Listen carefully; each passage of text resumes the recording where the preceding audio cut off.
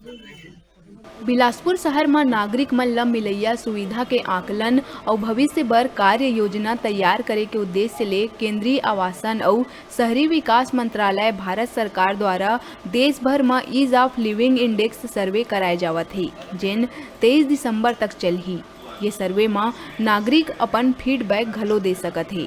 स्थानीय press club में आयोजित पत्रकार वार्ता में बिलासपुर स्मार्ट सिटी के एमडी कुणाल दुदावत है ये बात के जानकारी दिहिस। ऑफ इंडिया के माध्यम से जो ईज ऑफ लिविंग इंडेक्स है उसके अंतर्गत सिटीजन परसेप्शन सर्वे जो है वो कराया जा रहा है। इसमें जो सिटीजन परसेप्शन सर्वे है उसमें quality of life, economic ability और सस्टेनेबिलिटी, ये 3 पार्ट पे सिटीजन्स के जो फीडबैक है वो ये 3 पिलर्स हैं जिन पे लिए जा रहे हैं। मैं आपके माध्यम से सभी शहर वासियों से अपील करूंगा कि इसमें अधिक से अधिक फीडबैक जो है दे, ताकि जो है उसमें ईज ऑफ लिविंग में शहर की क्या स्थिति है उसका आकलन किया जा सके।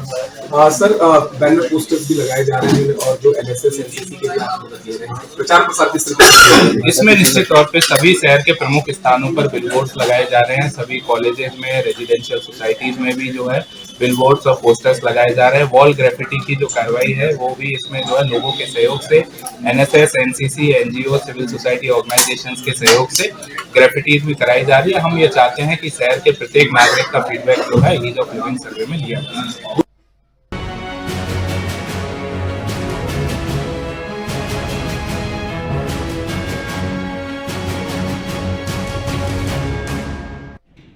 धमतरी नगरी के बरगद चौक में चोर मन व्याख्याता के सोना घर ले लगभग 2,20,000